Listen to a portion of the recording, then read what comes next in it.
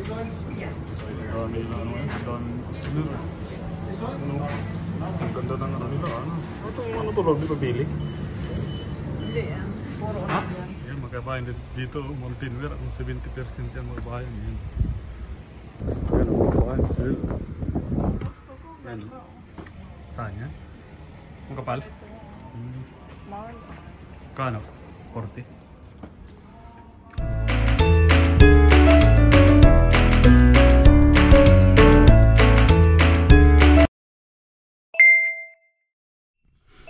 Good morning mga kabayan, welcome back to our channel. Yan mga kabayan, ngayon is ano, Friday or ano na ngayon eh. Malapit na yung Pasko kaya magano tayo mga kabayan, mamimili tayo ng ano ng ating panghanda sa Pasko mga kabayan dahil ano, nag-order kayo mga kabayan ng ating ano pang lechon mga kabayan eh. Pang lechon bili mga kabayan, kaya samahan niyo ako mga kabayan eh. Yan mga kabayan, bago tayo pumunta sa meat shop is sundin muna natin yung aking asawa mga kabayan eh, dahil may pasok siya. Kaya sundin muna natin mga kabayan eh. Malapit lang naman mga kabayan kanyang ang kanyang pinapasukan is lang eh. Mga 10 to 15 minutes walk lang yan eh. Pero pag drive mga 5 minutes lang mga kabayan eh. Yan mga kabayan, dito na yung sundin natin yung aking asawa eh.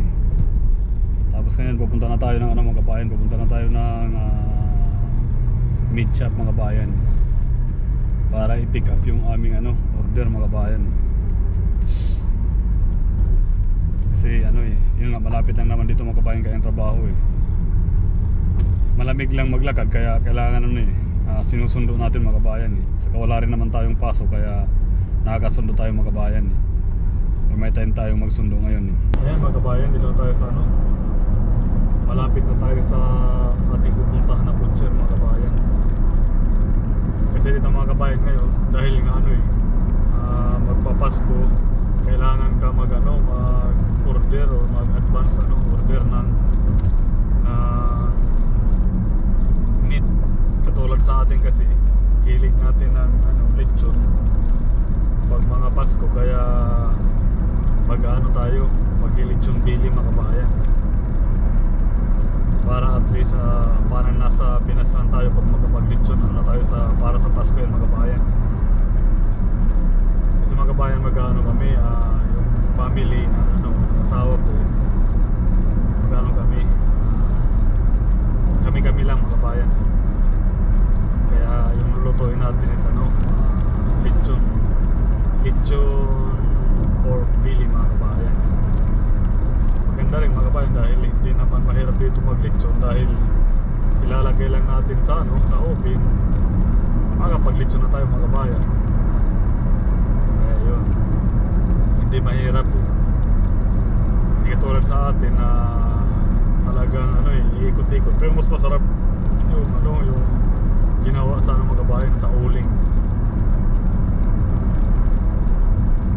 Dahil talagang yun naman ang pag-ano ng lechon. Pero dito nga sa dahil meron naman tayong oven kaya gamitin natin ang oven dito mga kabayan. Ayun. Andiyan na yung mga kabayan yung dito sa kanan side na meat shop dito mga kabayan. Meat shop, sana mayroon tayong parking. Ayun. Dito tayo mga kabayan, parang ang daming tao mga kabayan ngayon Parang maraming tao mga kabayan, maraming bumibili ng karne. Kasi nga summer or kadalasan holiday mga kabayan kaya maraming tao eh. Iyan mga kabayan ng kanilang ang kanilang meat shop doon sa Ireland mga kabayan eh. Or dito sa Ireland mga kabayan mga yan bili na nagpakaano yan mga kabayan eh, nakabalot sa mga kabayan eh. Kaya maganda dito yung yung kanilang meat shop mga kabayan eh. Iyan mga kabayan, mga turkey. Tapos yun kasi ang mga hilig ng mga Irish mga kabayan. Yun may mga lamb yan dyan mga kabayan, lamb. Kadalasan turkey ang hilig nila. Tapos mga chicken breast. Yan mga kabayan, oh. Yan mga kabayan, ano yan eh, salted, ano yan, beef. Pero masarap yan mga kabayan eh. Tapos yan, mga bacon, whole chicken. Tapos ito ang kinuha natin mga kabayan, pork neck. Siguro mga 3 kilos yan eh. 7 euro. 7 euro mahigit yung ano, yung per kilo niya mga kabayan eh. Pero sulit na rin mga kabayan kasi puro laman yan. Parang pigi yan sa atin mga kabayan eh. Yun ang ating kinuha. Masarap yan mga kabayan na roast, reno roast. Tapos nagagawa na ng sausawan mga kabayan, gravy. Sarap niya yun. Tapos yun mga kabayan, dumaan din tayo sa sa fish shop. Yan mga salmon, tapos pusit. Mayroon din mga ang daming ano diyan, lobster, pero ang lobster kasi diyan mga kabayan mahal kaya hindi tayo bumili ng lobster mga kabayan. Punta naman tayo ngayon mga kabayan sa Tisco. Ito mga kabayan ng parking ng Tisco. Kaso nga lang ang traffic palabas. Ang traffic. Dito tayo pupunta tayo sa ano mga kabayan dahil galing na nga tayo sa ano sa meat shop mga kabayan. Ito ang Tisco mga kabayan. Pero meron tayong titinan dito na ano na dito sa ano ba yan?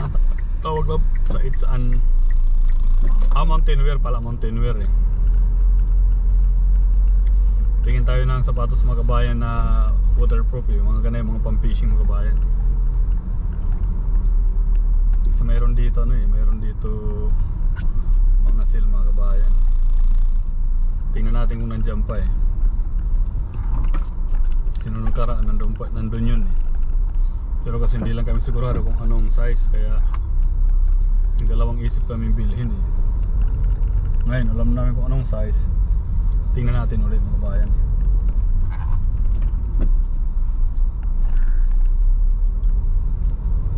Maganda dito mga kabayan sa ano sa Killarney dahil maraming parking na libre eh. Sa ano kunti lang libre na parking eh sa Cork.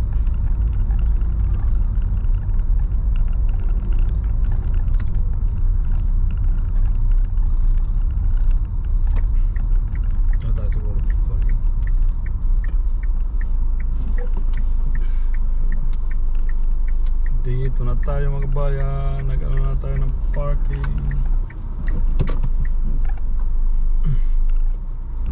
Mag-ano tayo ng parking. Berti ka? Tayo ano galing tayo parking mga kabayan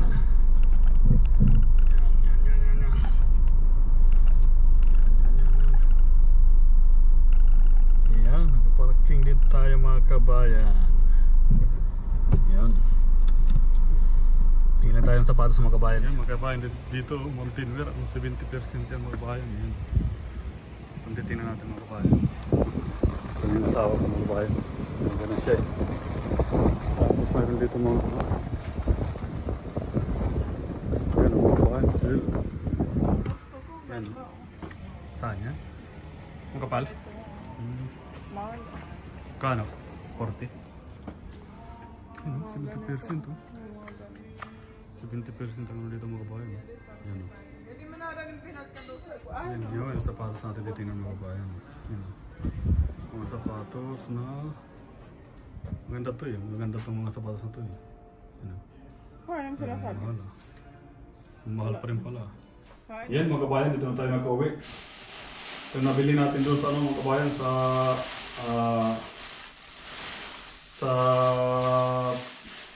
seafood shop. Bumili tayo ng mga kabayan ng hipon kasi para para maiba naman ang pangulam natin mga kabayan. Ito hipon mga kabayan. May kami 1 kilo mga kabayan. Ito kasi pag papasko laging may karne kaya haluan natin ng seafood mga kabayan.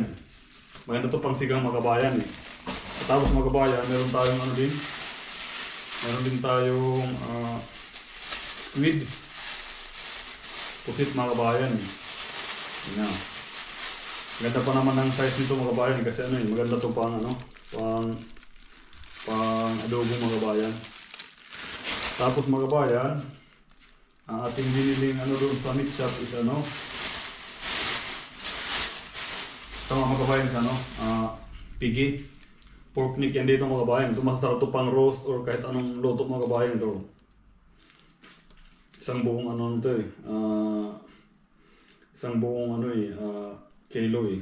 Nasa ano siya eh, nasa 3.84 mga kabayan. Kilos mga kabayan. Kaya i-roast natin to or bahala kung anong magawa natin dyan mga kabayan. Ito na mga kabayan, ang laki na naman natin. Yun, oh. Ito yung ating panglitsyon mga kabayan. Oh. Yan. Sarap itong paglitsyon mga kabayan. Ilalagay lang natin yan yung mga kabayan. Dahil nga, para ito, nag-i-slice na ito mga kabayan. Straight na ito eh. Kasi nga gusto natin ano, mayroon na balat. Kaya yun, in-order natin ito mga kabayan. Ito. Malaki ito, isang buong ano ito mga kabayan. Isang buong yung bili. Part ng kabilang side is isang buo yan mga kabayan. Pero sa ano pa natin ito gagawin mga kabayan sa 24 kasi doon kayo mag-celebrate ng, ano, ng Pasko, yun. Saka natin lulutuin yung mga kabayan. Yung mga kabayan, mag-aaral lang tayo, titira lang tayo ng ating ano, lulutuin ngayon. Dahil ito ang ulam natin yung mga kabayan. Sarap ito na sinabaw mga kabayan. Sinigang sa spinach mga kabayan. Tapos yung iba mga kabayan, tatabi natin mga kabayan. Yung kasi kami dito mga kabayan tinatabi yung ibang mga kabayan na ito ng frozen para hindi masira mga kabayan.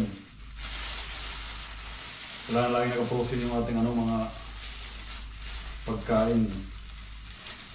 Kasi dito walang problema mga kabayan walang problema yung mga frozen, puro frozen natin dito yung ating pagkain mga kabayan. Tapos mga kabayan, bumili tayo ng yung sapatos na ating ireregalo mga kabayan. Kasi maganda to mga kabayan, waterproof at saka nakasil sila doon mga kabayan kasi isa pang maganda dahil nakasil na sila. Tapos maganda to waterproof mga kabayan. Maganda rin siguro mga kabayan to. Maganda regalo natin to mga kabayan. Yan. Yan siya mga kabayan. Pang babae ito mga kabayan. Maganda to pang outdoor. Kasi waterproof siya mga kabayan. Dating to mga kabayan, 89 euro mga kabayan. 89 euro tapos ngayon mura na siya mga kabayan. Kaya halos siya 50% mga kabayan, kaya maganda eh. Binili natin to mga kabayan eh. Yan o. Kasi iregalo natin ito mga kabayan, tatanggalin natin yung size o yung price para hindi nila alam. Kaya naman mga kabayan, magregalo tayo na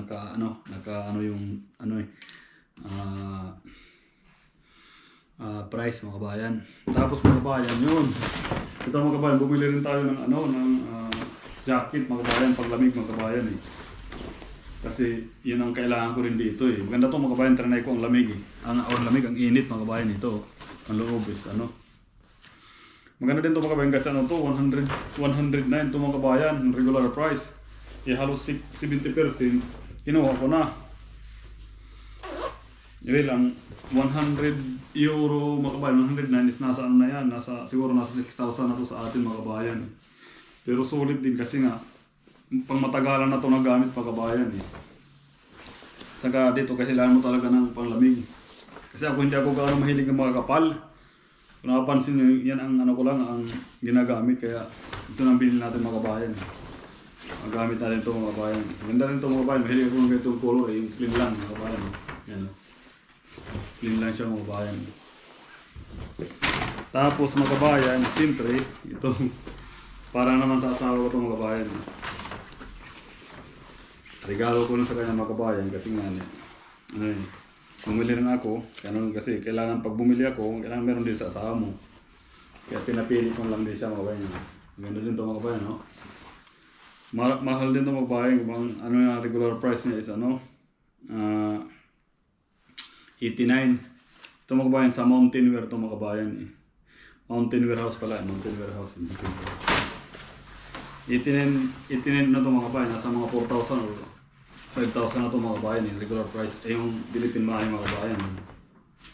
Kasi ang ganito mga kabayan, mainit sa loob, you know.